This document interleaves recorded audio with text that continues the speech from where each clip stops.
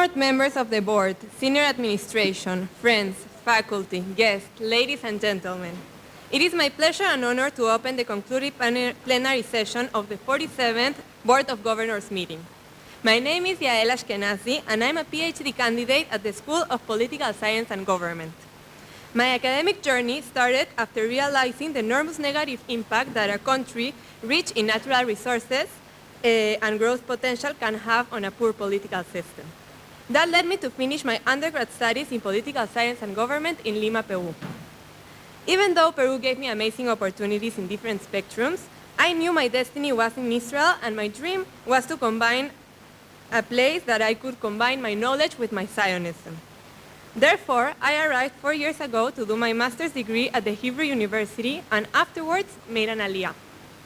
Looking back at my academic interests, I always wanted to devote myself trying to understand how those who have had different challenges throughout their life have managed to grow from that experience, and what were the main tools that helped them to do so.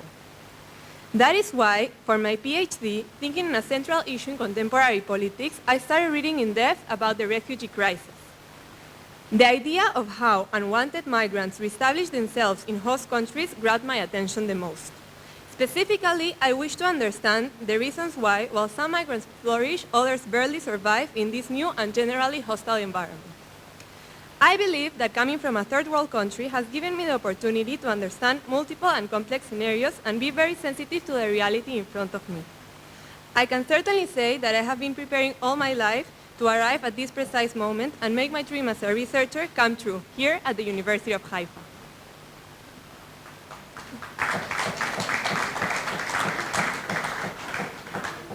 Ladies and gentlemen, it is a pleasure to be here this morning. We are hosted in this fine building, the Dr. Ruben Hecht Art Building, by the School of Arts, and we're grateful for their hospitality. Later on, you will have the opportunity to explore. Now, speaking of arts, let us start off with a lovely performance of Gershwin's Summertime, performed by Sapir Vainel, a graduate student in composition and accompanied on the keyboard by Gal Dgani, a third-year student at the Department of Music.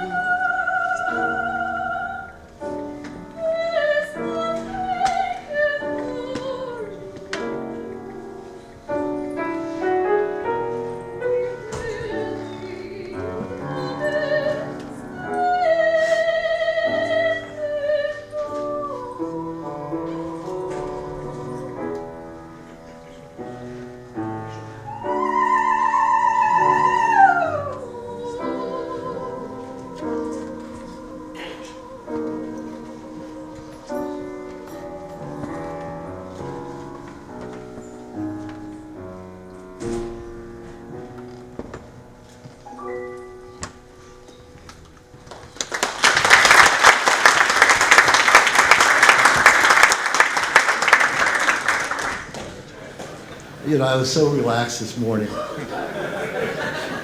Where the hell is he? He ran out already? Less than 12 hours. This is absurd. All right. Yeah. All right, totally unscripted. I think what we're doing is we're concluding, right? I haven't thought about this at all. I already made my joke. Sorry you didn't know it was a joke. Okay.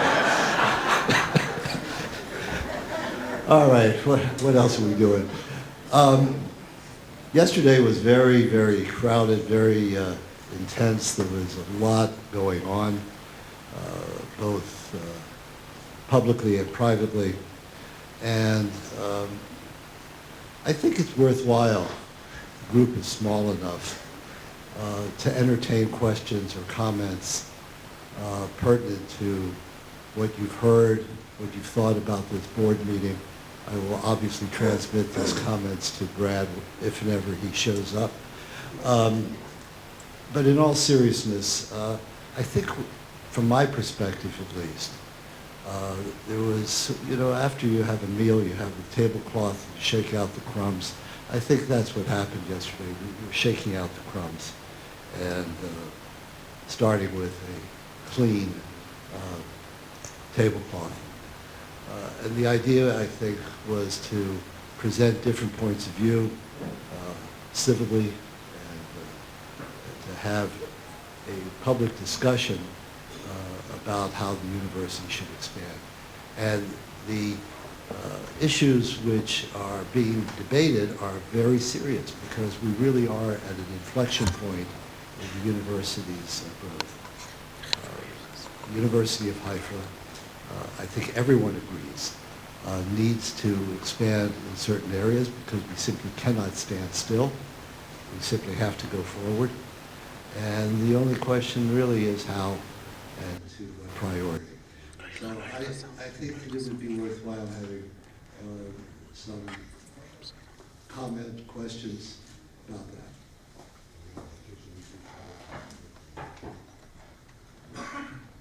Oh. Yeah, sorry.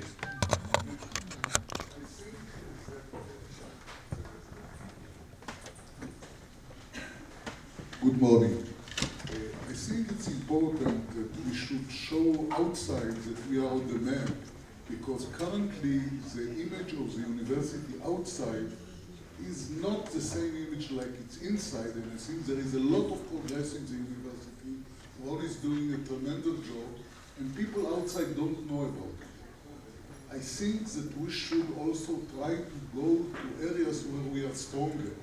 For example, I'm not sure that we should go too much into engineering. I mean, there is Browder, and this is fine, but engineering here in Haifa, I don't see a reason to compete with the technical. While I think that on management, we have a good faculty here, and we should strengthen it. In computer engineering, we have a good faculty, IBM is here, and we should try to see where the public or the students are interested to be, and we should be there as well. And this will strengthen the university and put us much better on the map, because currently the students that are coming to the university are only from the north. And I would like that somebody from Tel Aviv would come as well to us, and then it will change totally our image. Thank you. Yeah. Fred, do you want me to respond? Sure. So in expansion, a lot of what we do is dictated by government. The government makes decisions where and what fields we have to invest in. So to say that we have a strong management field, for example, we get zero response from our regulator. They don't offer us any meaningful assistance to expand. Pardon? And the same with law, for example, yeah? And there is a huge push towards engineering, and we can get financial support for expanding engineering, but you're totally right, we'd never do it in Haifa. It doesn't make any sense to do it in Haifa. As far as image is concerned, I would agree. I think everybody here agrees that we have to do a lot in very significant areas where other universities have a very strong presence.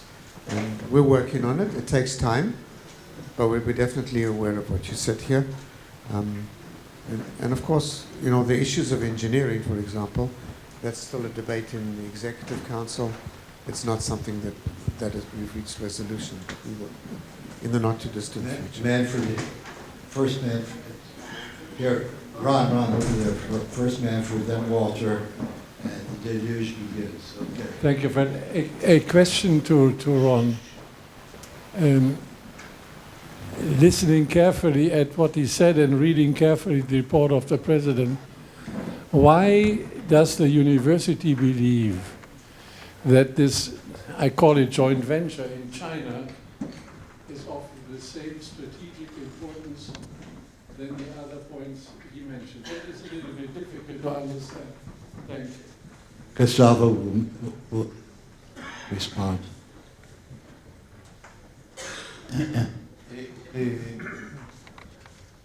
The process with ECNU Shanghai is a process that started about 5 years ago with the previous administration.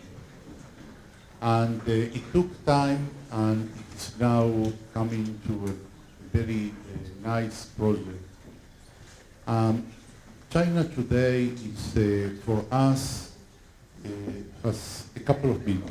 First of all, following Ron, the government of Israel, and as I mentioned yesterday, our regulator has also vested interest in the link between Israel and China. So the agreement that we signed with ECNU was actually sponsored by the government, and it was signed in the Ministry of Foreign Affairs. Later on, we start working with this university in a strategic alliance, and we actually have survived 2 administrations there and here. And they have, and we have, our interest is in using the infrastructure that they built in our building there. And they are putting a lot of money in laboratories that we don't have, and we are not able to have. So strategically, we get access to resources that we don't have. We get access to international students and PhD and postdoctoral students. Our PhD and doctoral students have access there. And all this is easy because there is a framework of common grants, research grants, that is the Israel Science Foundation China, that is a binational foundation like the GIF. So that provides the money for these joint efforts. And a further step is that being with them in an alliance, we have access to grants from the Chinese Academy of Sciences as well, as partners of the proposals that they submit. So it brings us to access to research money and laboratories that we don't have, and that probably we will not have, because they have the resources, and and China is investing huge resources in research and higher education, more than every single country in the world, maybe close to India, and the relationships are very close and very good so far. Hey, Brad, we're just having a question and answer comment section. I'll finish with that and then we'll continue. Yeah, right. Yeah. You'll be up here in a minute, I hope. Walter.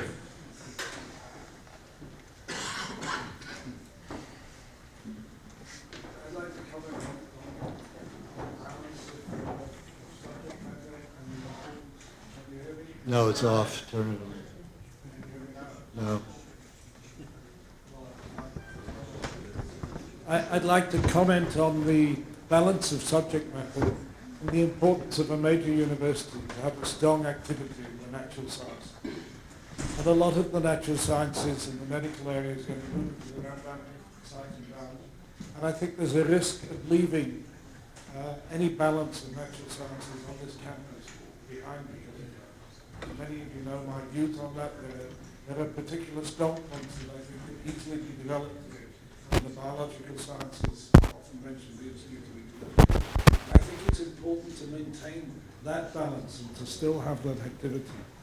I'd like to make a comment about engineering. Engineering nowadays isn't people in overalls using spanners in oily machines. A lot of it is computing.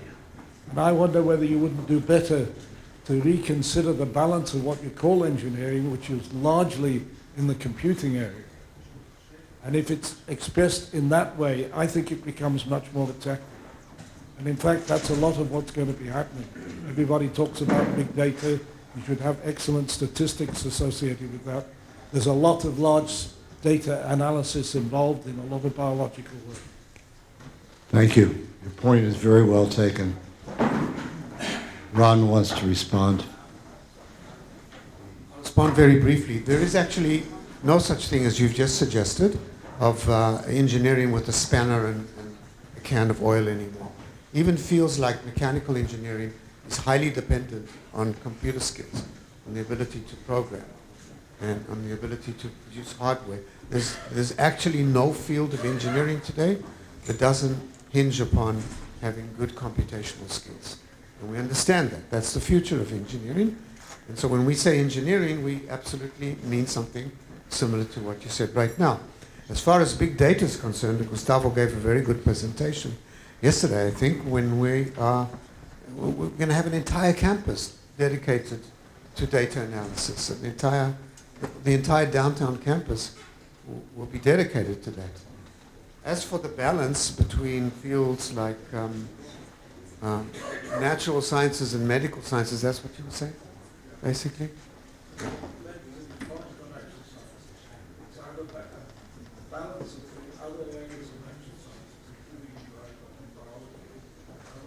I would say that the environmental sciences and biology are front and center in what we do, but it will probably be focused more on the sea than on land.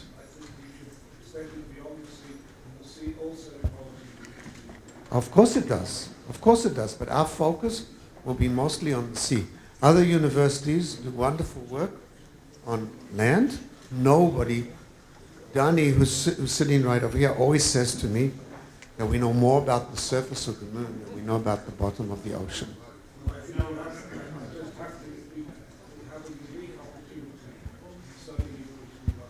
Absolutely, but I do think it has to be tied to oceanographic studies. That is the future of this university.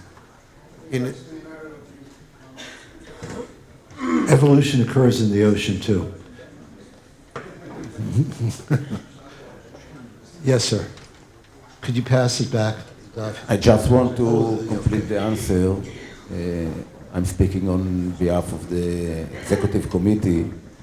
Not a doubt that one of the main questions that we have in the Haifa University is resources. And because we have limited resources and we have a lot of problems, by the way, to be present in the north and to become the University of the North, it's a big, important goal.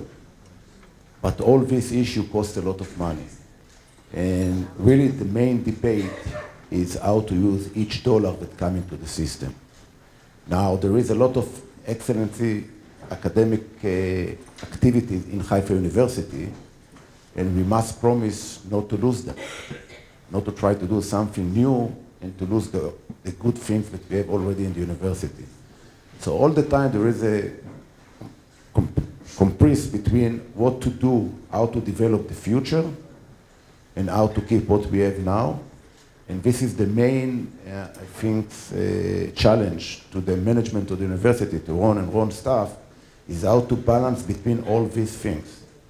And from the executive committee, I can promise you one thing, that this is the main question that we are asking. Because board of directors is not leading a strategic, but it's not daily manage the university.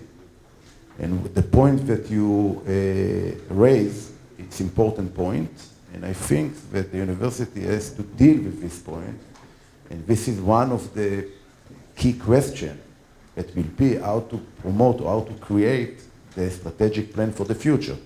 The meaning is how to keep the assets that we have and how to develop to other directions.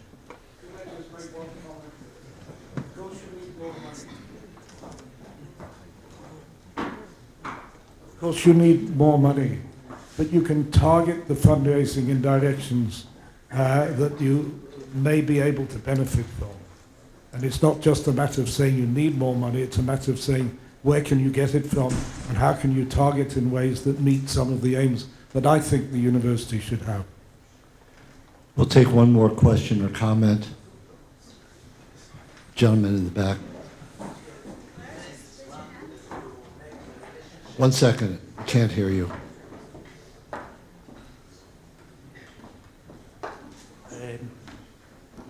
I don't know if the university have this connection, but to make a relationship with secondary school students in the area. I know that in the Technion school there's students in the 11th and 12th grade, and which are learning here, and they have something that important him to begin early in the university. But maybe it's good to make a relationship with the students earlier and not later after the army. But maybe they can make it. The second thing is Israel going to the Middle East with the relationship with the Middle East with the Arab country. And maybe the university can build a relationship with the Arab country that will make a relationship with Israel, and you can open the windows to these countries. That's very interesting. Okay. Here, Gustavo.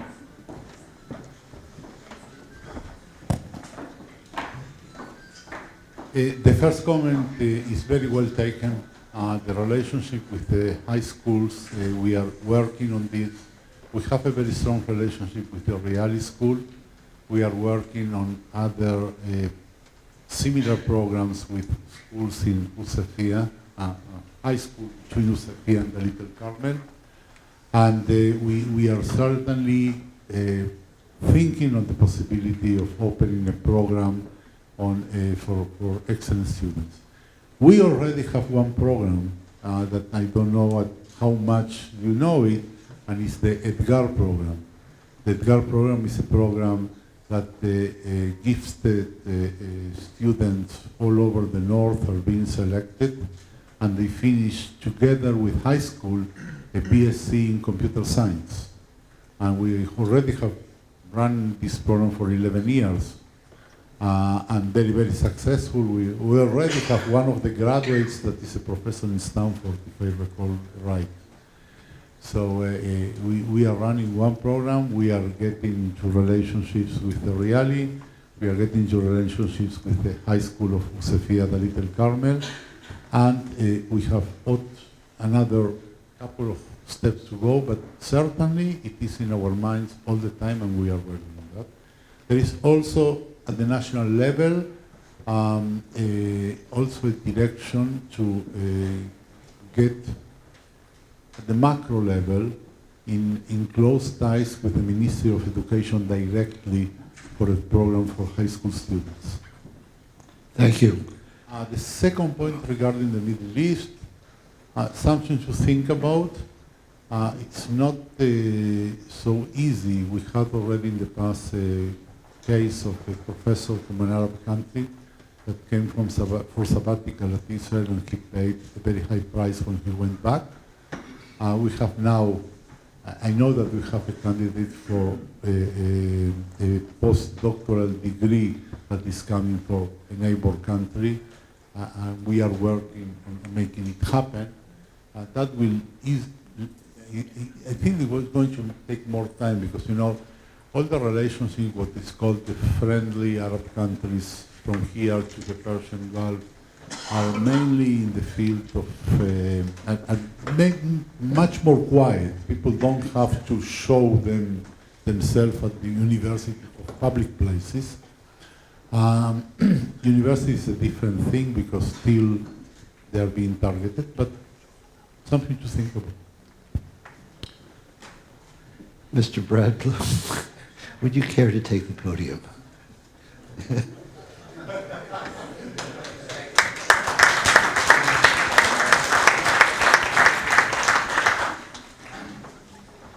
So first of all, apologies. I thought I was speaking a little later and I was trying to finish a meeting, so it's all my problem, so start by blaming me, so I have to work up from there.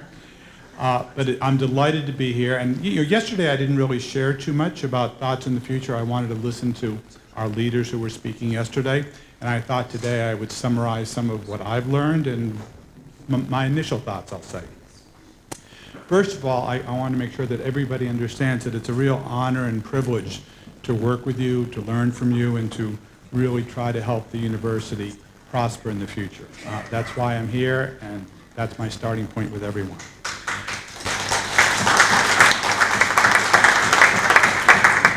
In listening to the speakers yesterday, and there were a lot of common themes which I'll address in a moment, I thought about it when I woke up about 4 o'clock this morning and started writing these notes, and I said, I think it's sometimes easier to see things from far away than close in. And I thought I would start actually by a simple statement. All of the problems and challenges that the University of Haifa faces are faced by universities and colleges around the world, and I'll say, Fred, particularly in Boston. Massachusetts is about the same size as Israel, about the same population. We have, I think, Fred, about 80 colleges and universities just in eastern Massachusetts. And we have not as many startups as Israel has, but that's another matter. So every place has its strengths and weaknesses. We have a lot of startups, but not as much as Israel. And all of these colleges and universities, I hear the same pressures that they're going through. First of all, you start with what's happening in the world. The rate of change is accelerating everywhere. And the people who are so-called futurists, who think about the future, particularly with technology, say, I think I'm losing the ability to even predict things short-term, because with artificial intelligence, the rate of change continues to accelerate. And these are people from the West Coast this is what they do all day long. Secondly, the role of the university in education, in at least the United States, and I think around the world, is being challenged. And people are saying, why have a university? Why have a campus? Why have dormitories? Why have these places? Everybody can learn at home, and indeed, some people are learning at home.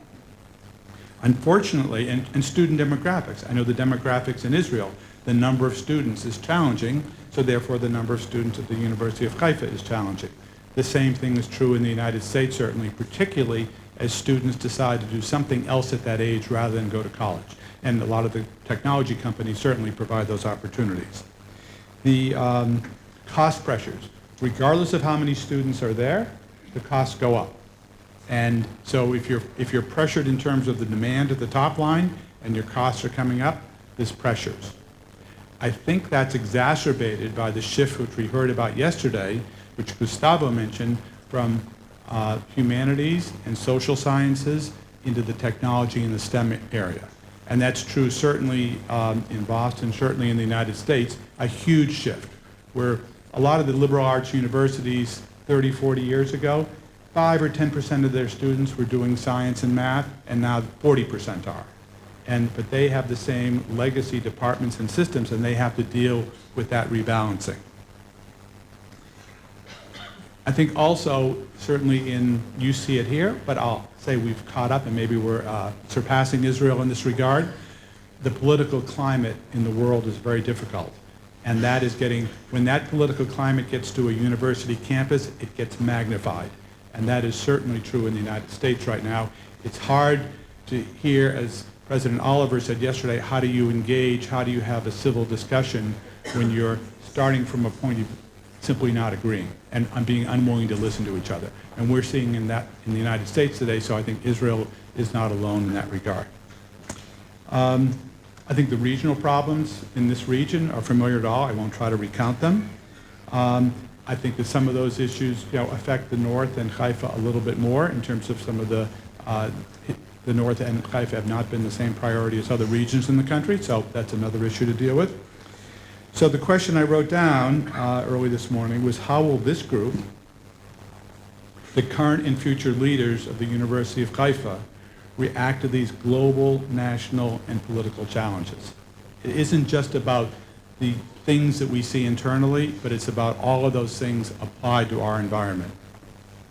Dr. Oliver also yesterday emphasized the how, the civil discussion, the willingness to be open. I think if we don't have that among ourselves and set an example of that among ourselves, we can't expect to show that as an example to other institutions in Israel and beyond. And so I think that's something we should think seriously about for ourselves.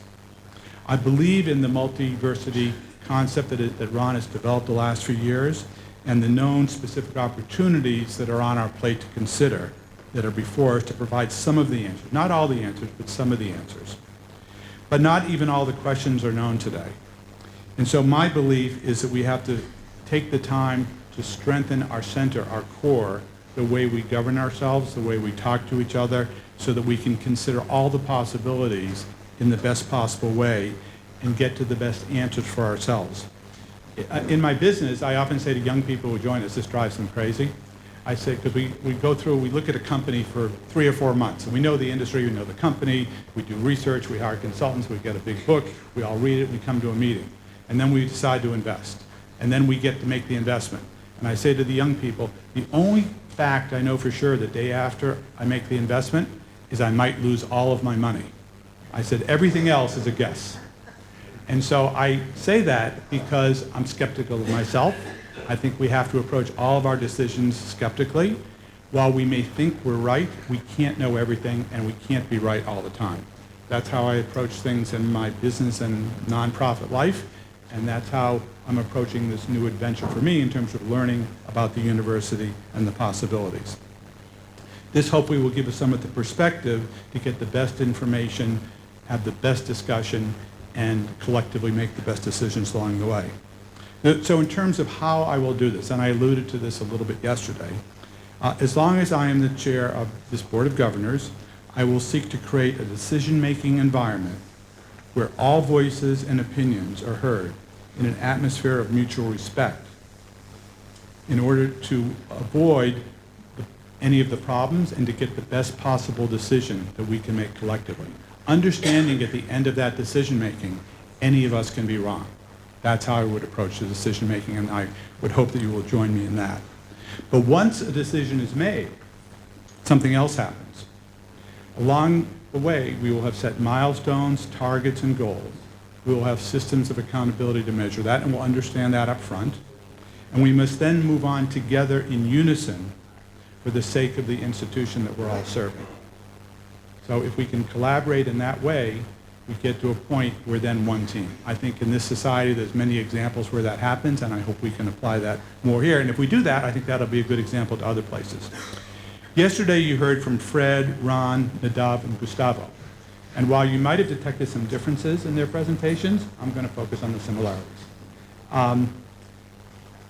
Among the challenges, student numbers, research funds from the government have increased but flattened out now.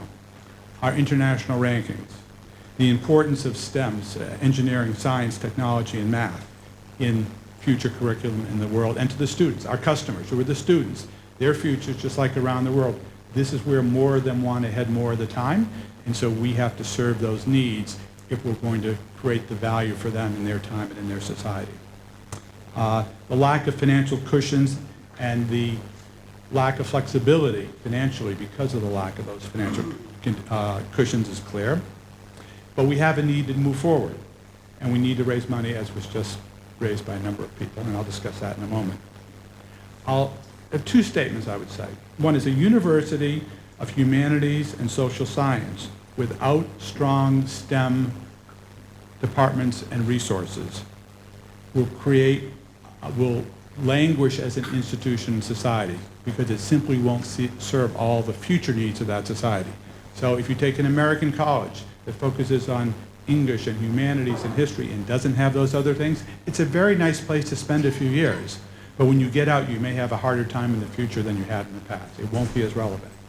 But likewise, an institution that says, oh, you can sit in your living room and take courses online and only learn the math and the science and the engineering and not learn how to relate to people, not understand history, not understand literature, not understand the other soft sciences. I think if that's all you do, how will you go to a workplace? How will you engage? How will you lead? How will you create a community? And how will you help society? I think you need both. And that's why I think that the vision that Ron has laid out for all of us, which creates a balance where you have multi-disciplines and many choices, and a student can emphasize one or the other, but they have the opportunity to do both simultaneously and formally, that is really a very good example for the future. Particularly from our standpoint, we're not going to immediately compete with the Technion and say, oh, we can be like them, but rather we can add to what we have and provide a balance that maybe some of those other institutions can't provide as easily because of their history. I think last night the recipients of the honorary doctorates reminded me, I think they probably remind all of us, of the need for that balance in one's life. That if you are just great at one thing, you can accomplish a lot. But if you're really going to contribute to the society in the future, you need that balance, and I think the University of Haifa is in a special position to do that. So I'm sure a few of you are saying, okay, fine, Brad, I sort of agree with you, at least partially so far, so what are you going to do about this? So let me tell you what I've heard from people, and this is based on, I was here in March, as many of you know, for several days, and the team scheduled me for a full day, so I met as many people as I possibly could. I've been doing that again this week. I spoke to many Board of Governors on the phone, on the interim period. I've met some members of the Executive Committee, certainly met Gustavo and the deans on a few occasions now. I've had the privilege that a couple of them have come to visit me also in Boston when they're in town, which has been nice. So I've gotten acquainted with things. What I've heard is what people would like to see from the Board of Governors is to have more engagement and more frequency. That doesn't mean coming to Israel many, many times a year. I'm going to come here many times a year, but I can do that now, and I like to do that. But we'll have maybe another 3 meetings by video conference or phone. We'll organize those meetings around themes, decisions that are to be made, or issues under consideration, or just informing people about something important coming down the road. To the extent something is happening on an interim basis, we may have an interim phone call or a quick message or something. So people should expect to hear more from us and have the opportunities to engage more. To the extent people have expertise or perspective or history, it can help us by serving on an ad hoc committee considering something. We'll be asking you to do that also. But again, just increasing frequency and engagement.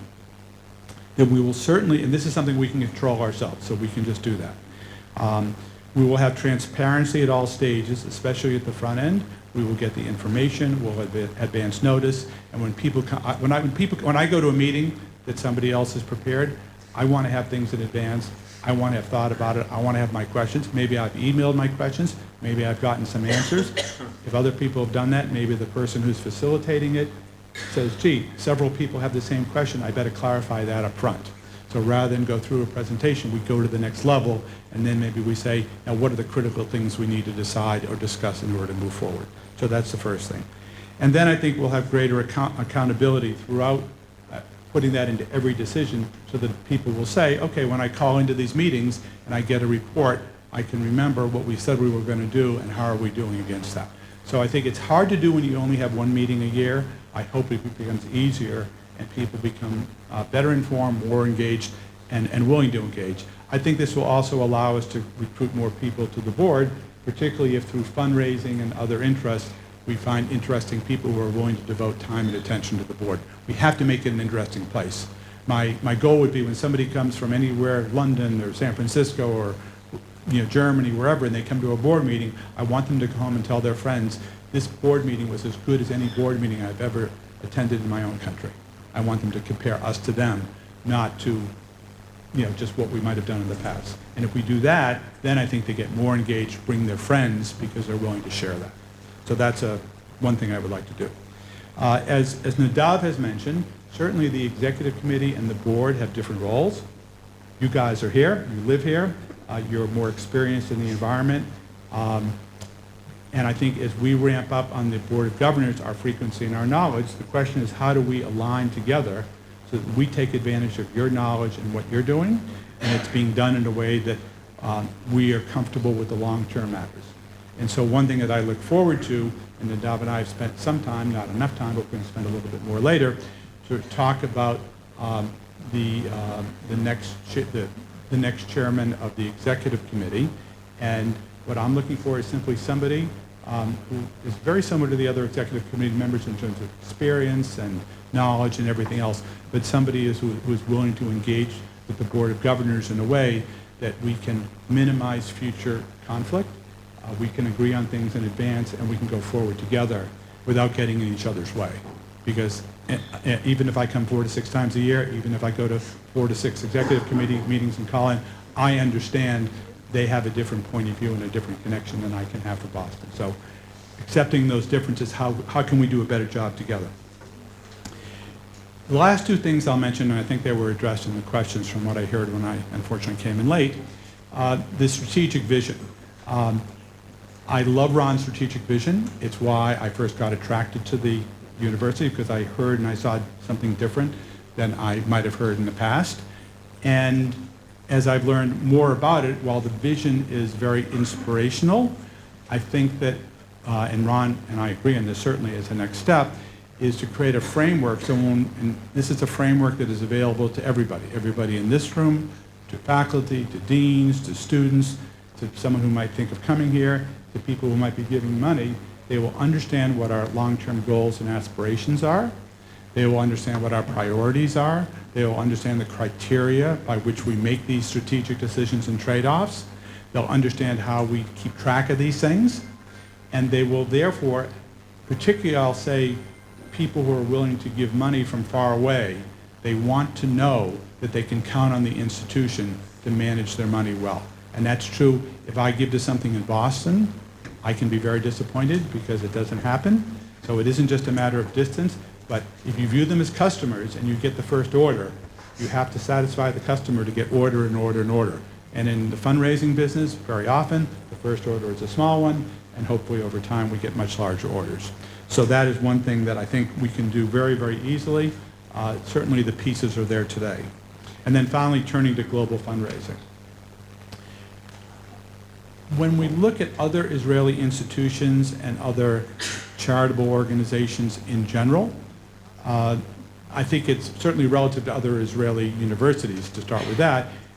People say, you know, we raise less money, we have a lower budget, we're newer, all those things. And all that's right, and that's fine. The question is, how do we overcome that over time? I don't think you can do that if we're going to meet the challenges and needs of the immediate future, meaning the next 5 or 10 years. We have to raise money for what we're doing today. We have to raise money to do things incrementally, and we have to raise money for the new things. And we don't have that pipeline of people. The good news is, and some of those people are here today, we have a very nice number of very dedicated donors who are giving us very large amounts of money for an organization this size with the number of donors we have. So in a certain sense, we're fighting above our weight, but then the question is, how do we expand that? How do we accelerate that? And so what Ron and Karen Berman, who runs the American Society of the University of Haifa, started before I got involved, is started working with a consulting firm in New York. And as I joined them in one meeting, I've joined a number of calls, is we're sort of stepping back. We're saying, rather than look at things incrementally year to year in a budget, let's look at each marketplace around the world and determine the potential. Let's decide the best way to approach those people, the best way to staff an organization to do that. Let's put the budgets together and see what it will cost. And the one thing I know about that, it will cost a lot more than we are spending today. We will then, just as if we're going to go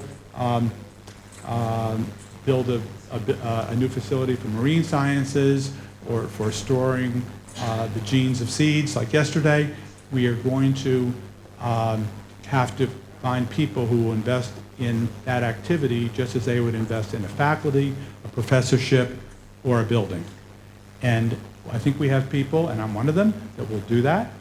And we will then hopefully we'll have a 5-year plan, and again, the goals, objectives, and everything will be known to everybody here and to the university as a whole. We'll have a 5-year budget, which will make Michael happy because then we don't have to argue every year over the budget. And we'll have a visibility on that.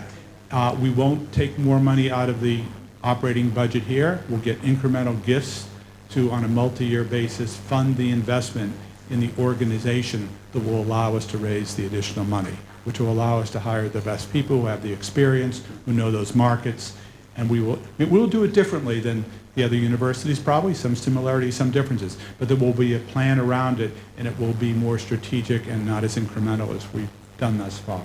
So that, we're working on that.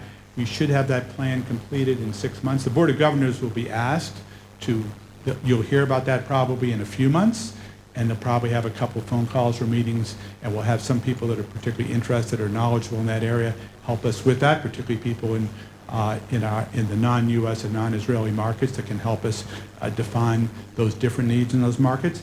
But then in 6 months we'll have the plan, and then hopefully we will implement it for the fiscal year beginning a year from now, which would be for the year ending June 21 at that point. So the next year we have an interim budget and an interim way to do this, and then beyond that we'll have a 5-year plan that hopefully will take us to a much higher level, which I think will address a number of the questions that people raised earlier.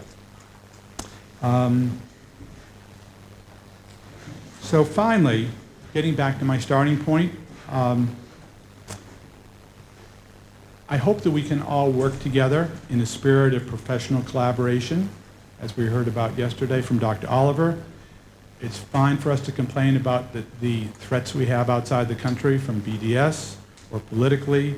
It's easy to criticize national political issues or local politicians or anything else, but I don't think we can afford the luxury of arguing and criticizing our colleagues in a way that isn't fair and open and respectful. And if we can do that at this level and at the governance level, I think then we have a real chance of, first of all, having this fundraising plan, having the strategic framework, and then a year from now we'll be talking about what's next. I know that's very ambitious for 1 year, but I'm new, so I get to be ambitious, I guess. So I would say this is really a year where we're going to establish this foundation of collaboration and engagement. We're going to lead by example, and that will lead us to being able to consider more opportunities on a more reasonable basis in the future, and hopefully overcome some of the pressures and challenges of the past. So that's my basic message. I think I have a few, let me go through a few thank yous, and then I'll be happy to answer questions if we have time for that sort of thing. So where's my friend? Eitan is over there. So I'm here because of Eitan, because he called me and said, Brad, you have to go meet this guy, Ron Robin, who's coming to Boston. So thank you, Eitan. I'll get even someday. I'm working on it. I'm working on it. And I talked to Barry next to him, and Barry said, yeah, that's a good idea. Go do that. Thank you, Barry. You're next. Ron, thank you for sharing with me your vision for the university and helping me understand that in connection with my belief in the future of Haifa and the North, which is why I'm here. Fred, thank you for willing to take a risk on me and with me. We haven't known each other many years, but your 6 years have really established a foundation on which I feel we can build together, and I've really come to know that over the last few months as I've learned things. I sort of view it as a construction site. And you know, some days construction sites look really, really messy, and then you come back a few weeks later and you say, wow, what happened? So I think Fred, we're still messy. We're going to be messy for a while, I think, but I think Fred established a great foundation, and I think what we will build together, I think will look very beautiful and wonderful, and we can be proud of the foundation that you laid for us and led us in that direction. Nadav, thank you for your time this week on the phone and then in person. I especially appreciate your willingness to step up and to help us to the next level in recent months, and looking forward to working with you in the next few months to hopefully pass the baton to your official successor. To the Board of Governors that I've spoken to many of you on the phone, thank you for talking with me about what you think the possibilities and opportunities are, and I hope that you'll continue to push me and ask me and question me over time. For those members of a few members of the Executive Committee I've had the opportunity to meet, thank you for sharing your perspective on the history and the issues in a very open and honest fashion. and that's extremely valuable to me. In terms of the staff, starting with Carolyn Keller in Boston, and certainly Karen Berman in New York, who I speak to sort of daily, I think. It's really been a privilege, and having Carolyn in Boston is wonderful, and having Karen doing everything in New York, I don't even know where they both are, they're hiding, so, oh, they're there, one of them, is wonderful. Oh, Carolyn's back there, thank you, Carolyn.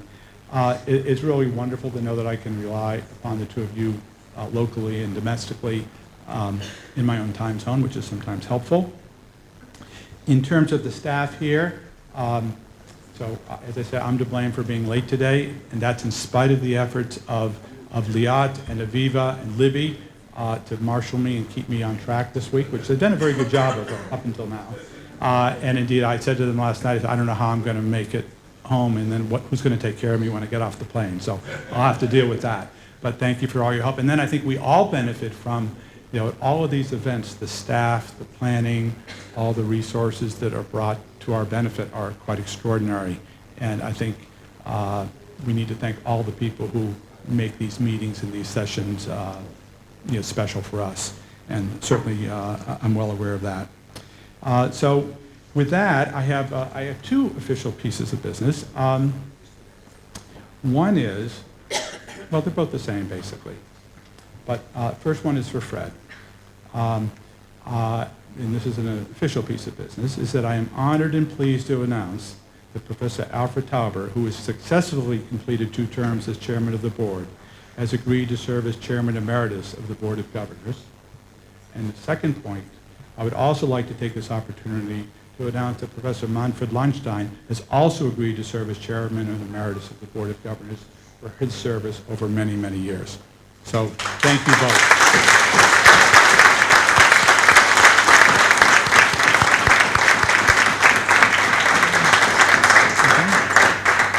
And with that, I will be happy to answer any questions that Fred wasn't able to answer before. Comments or questions?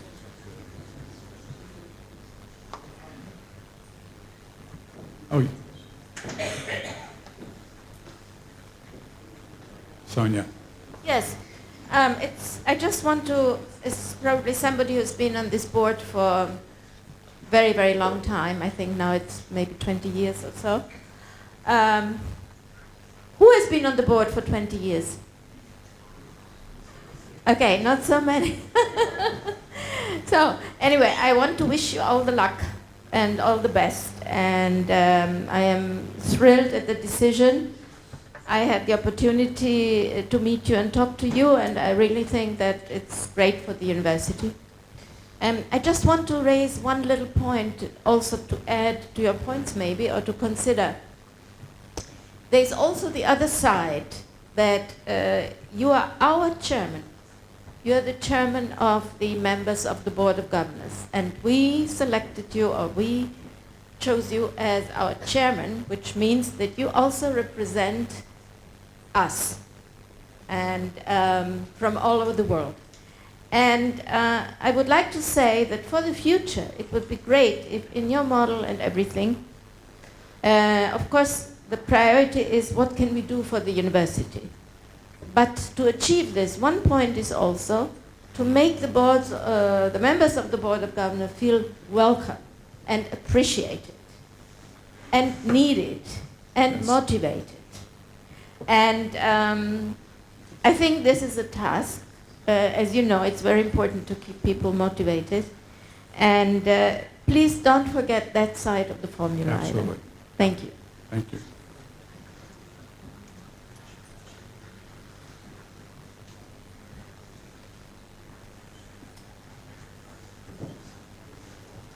Forgive me, I'm a new kid on the block.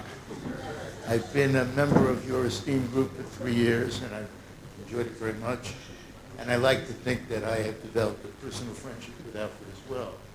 The young lady who preceded me was using my words more articulately. We're in Southern California, and we have talked, some of us from Southern California, about having a little informal regional group.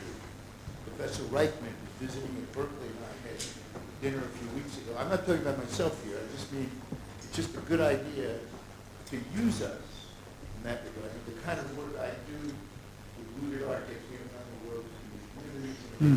Again, it's not only happy to help in that regard. So I'm really encouraged by the telephonic approach you're talking about.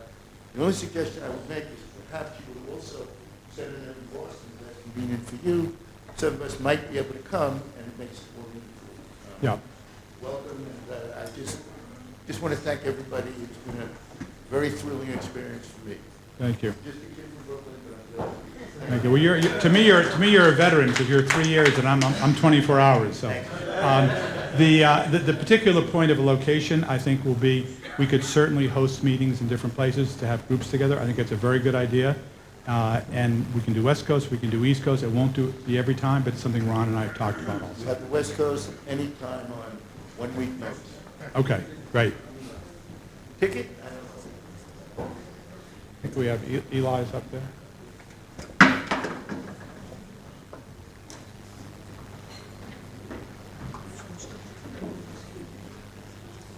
Thanks. Thank you, Brad. Thank you for not just your efforts, but your foresight and how where to go and how to get there. I'm not that long. I've been a board member. This is my second year. And what I want to make sure to communicate to everyone here, to build on what Brad is saying, is what an attractive story the University of Haifa has in the United States. That our position is very attractive to both the left and the right politically, and as multiple people have said yesterday, a crisis is a time for an opportunity. This is I think that we're overestimating our crisis, but we do have the opportunity to take advantage of Israel's brand and of our brand. And the nice thing also about expanding a brand, also as a businessman and as an investor, is that if people don't know your brand, you have the opportunity to tell them what your brand is. And as part of my work daily, I deal with investors, donors, business people, senators, and congressmen, and everybody wants to know about the University of Haifa. And everyone is interested. And we as a group, we have the opportunity to take advantage of that so that we're not just going after the money that's in Israel. We can go after money that's outside of the country, outside of the region, and coming from people who make us more valuable to the Israeli authorities. So this is a fantastic opportunity. I'm honored to be on this board, and I look forward to working with Brad and the leadership. Thank you. So on the one point of crisis, I'll say this. A crisis is a terrible thing to waste, but I hope Nadav helps me to find the right person that the crisis will quickly fade into the past. And so I don't want you to rely on the crisis. I want us to all do this for the good reasons when we have the new partnership. Other questions? Thank you for taking all the questions earlier, Fred. That was great. If I'd known that, I would have come even later. Thank you very much.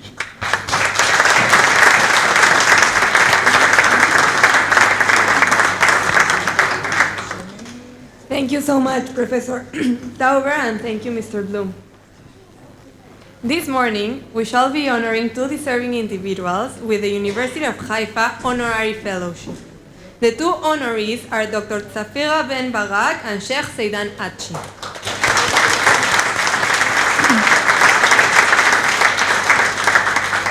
This award is one of the university's highest accolades. It is given to those who not only have a special connection to the university, but who have also made an impact with their work. For the award ceremony, I have the pleasure of inviting University Rector Gustavo Mesh.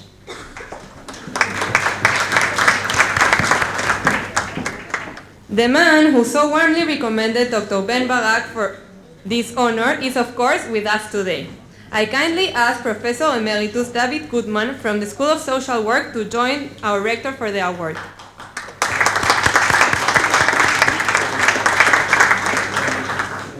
And now, of course, I have the honor to invite our honoree, Dr. Tzafira Ben Barak.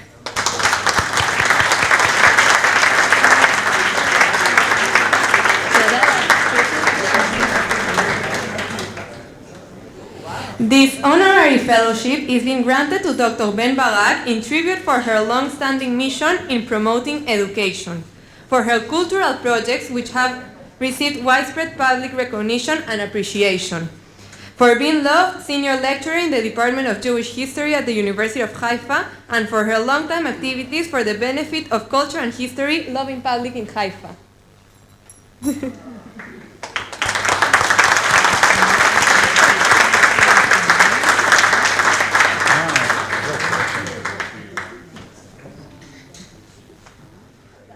פרופסור רון רובין, נשיא אוניברסיטת חיפה, פרופסור אלפרד טאואר, יושב ראש חבר הנאמנים, ובני משפחתי וידידיי היקרים. נרגשת אני ואסירת תודה לקבל את התואר הנכבד עמית כבוד של אוניברסיטת חיפה. 3 תחומים היוו את מרכז חיי. האחד, חינוך והוראה.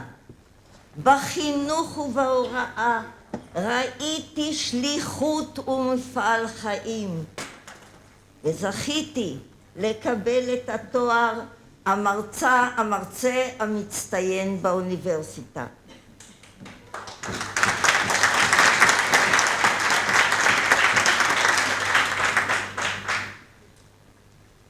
יש לי כאן תלמידים מכיתה א'. הייתי ביסודי, אחר כך הלכתי לתיכון, ואחר כך לאוניברסיטה, ומכולם הם באו כאן. תודה. התחום השני, המחקר.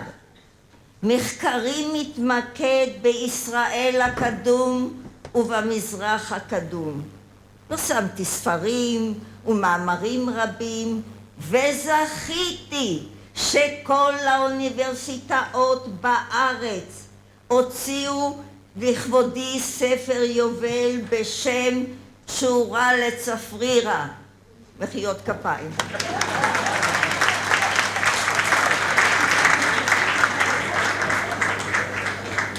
התחום השלישי, קצת שיהיה, בייחוד שאני מדברת עברית. התחום השלישי, ההתנדבות למען החברה. הצלחתי לגשר בין האוניברסיטה לבין ותיקי העיר חיפה, כשייסדתי וניהלתי את הבמה לתרבות וידע במשך 32 שנים. עוד רגע. וכך, המורה שלי, וכך נוצרה מעין אוניברסיטה לעם, וזכיתי לקבל את התואר יקירת חיפה. עכשיו אפשר להמשיך.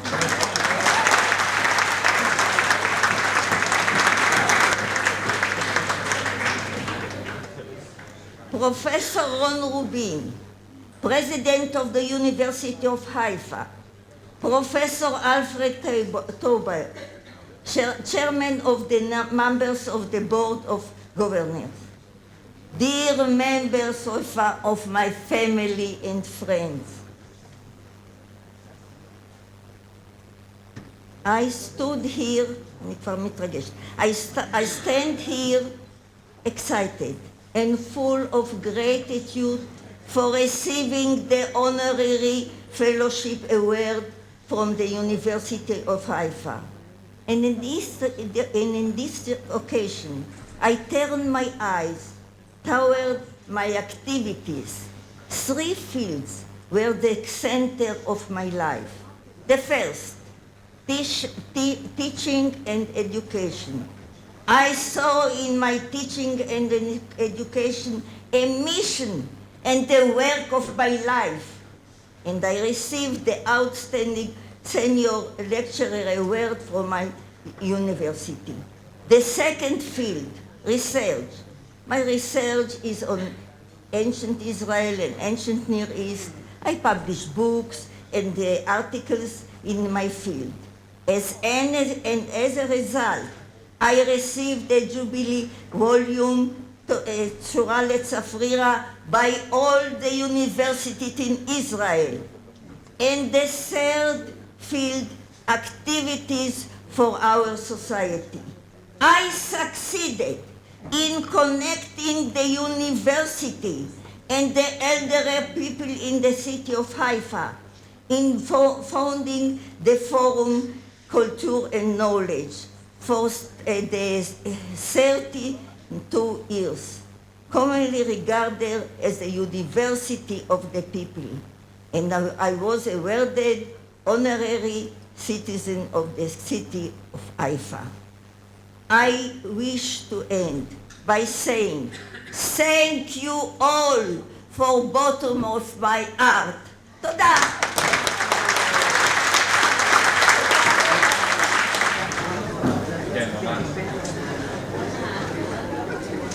אנחנו נמצא.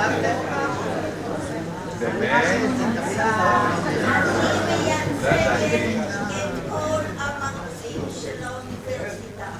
מאיזה סיבה המרצים בכל השנים לא קיבלו את העמית כבוד. אז אני, לא רק אני, אלא אני מייצגת בחברים שלי כאן נמצאים, בשם כולם, לכבוד המרצים של האוניברסיטה. מחיאות כפיים.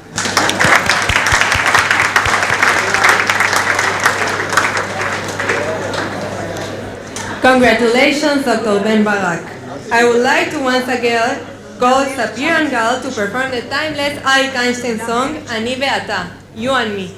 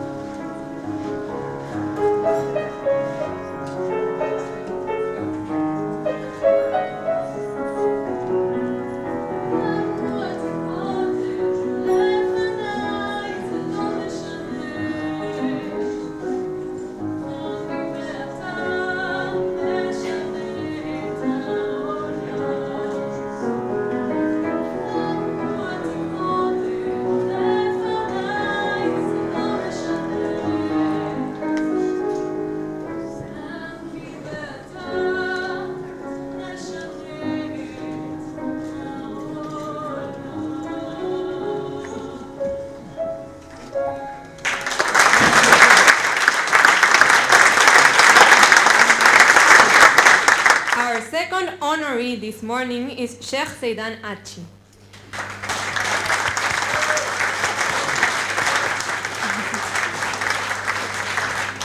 For the award ceremony, I would like to call Mr. Brad Bloom, Chairman of the Board of Governors, to join me.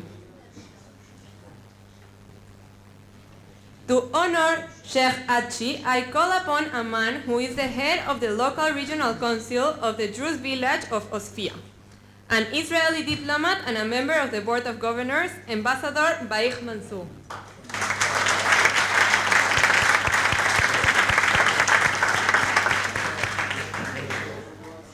Now, it is with pleasure that I invite Sheikh Seidan Achi to receive the award.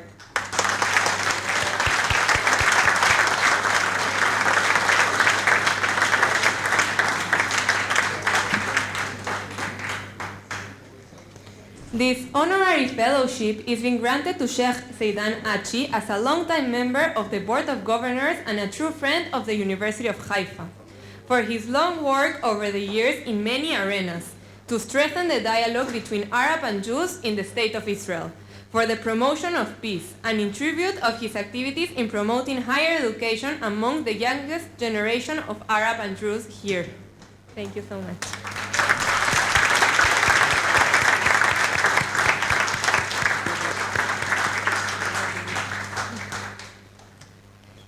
Sheikh Seidan, you are invited to respond. עכשיו אתה, כן. Professor Rubin, Professor Tauber, Professor Mash, Mr. Brad Bloom, and the Professor Landstein and Sonia. And I have to mention the presence, or to announce the presence, of my first teacher in this university, Professor Shevach Weiss.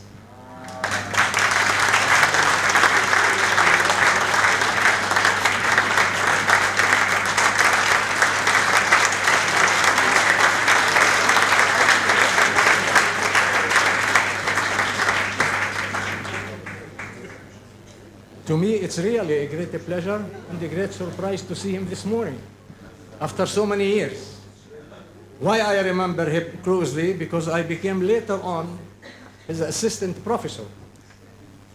And 2 years later, he recommended me to be the first non-Jewish diplomat in 2,000 years of Jewish history in New York. So I went as a consul for New York.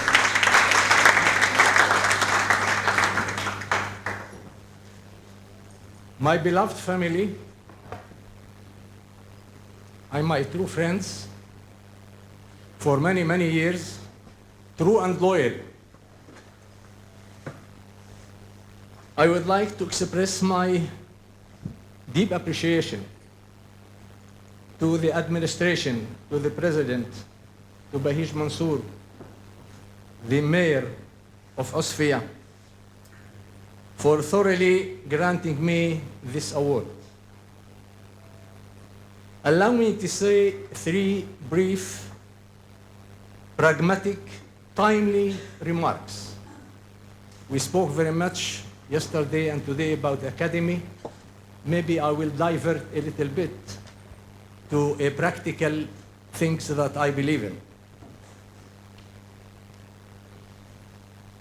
As you know, the percentage of the Arab students exceeds approximately 25% of the total population of the students in this university. I mean the Arab Israelis, mostly from the north.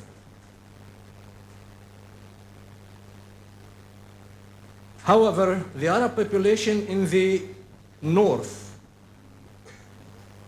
isn't a part of the university development and the prosperity.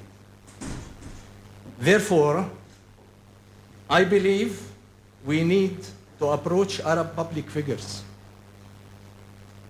entrepreneurs, business people. We need to approach the Arab public figures to be part of the university structure in the foreseeable future or as urgent as possible. The Arab in the north, especially, to me, it is the missing treasure for the university, because they are not enough part of the board of governors. They are not enough part, or they do not play any part in the executive committee, neither in any other bodies. So this is in my agenda all the time, and Professor Rubin knows that. And I think for this, we have to designate a opposition within the presidency of the university to approach those Arabs in order to gain them and to have them participate in all the responsibilities of the University of Haifa.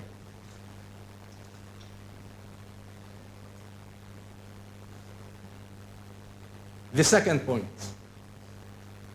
Not long ago, the University of Haifa played a key role as a peace broker between Israel and our neighbors. I hope my generation remember those days or those years. Despite its success, this attempt was unfortunately forgotten.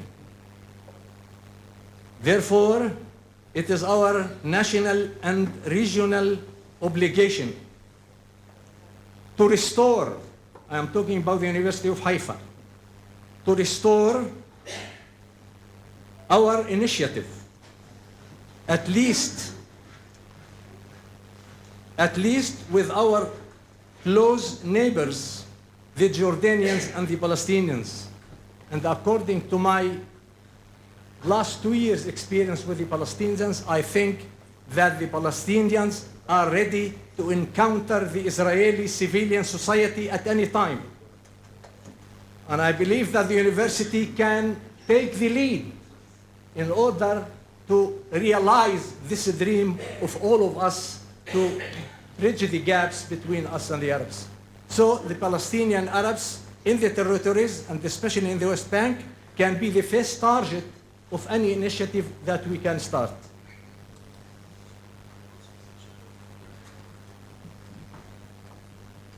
The last remark that summarizes my CV. I think 9 years ago, I was lecturing as a speaker in Boston College or University. Greg, it's downtown, almost Boston. When I finished my lecture, someone raised his hand, wanted to ask me a question. Because it was about the Druze and the Arabs minority, how we can coexist together in Israel. He asked me a very unexpected question. He said, why you shaved your head and removed your beautiful hair? I'm not ready for that. I don't have the answer. But immediately, I inspired, maybe, I don't know by whom, and I told him, listen, I have done everything I can serve in my life, I have done everything I can to serve my country and the people of Israel, Jews, Arabs, Christians, and the Druze. That's the first one. Secondly, I have done everything I can for my family and friends, and also my own town, Osfia. I also have done everything possible as a diplomat, Knesset member, and public figure who is activist in equality and civil rights. But now, it is time, that's 10 years ago. Now it is time to devote some time for my God.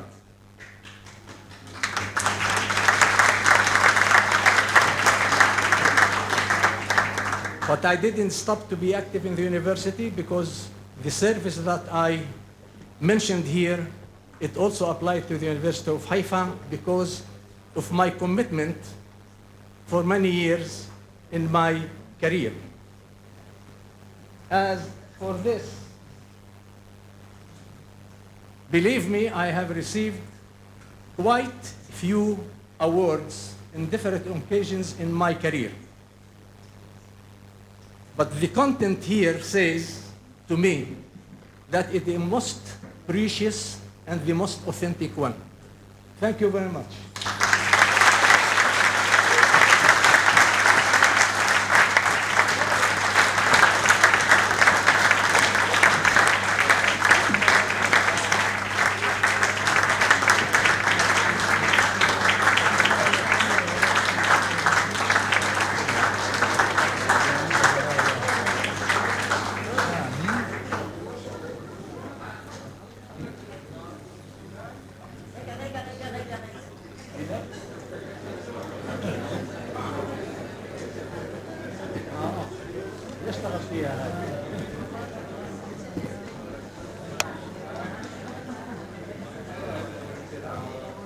Ladies and gentlemen, this concludes our session. It was my pleasure to be with you today, and I thank you for this opportunity. It is important to note that the next year BOG session will take place between June 9th and June 11th, 2020. A light lunch will be served in half an hour, and you can enjoy the research exhibition specially selected for you. You can also tour the final exhibition project of graduates of the MFA degree. Right after lunch at 2, we shall hold a TED-like session right here in this hall. Thank you and להתראות.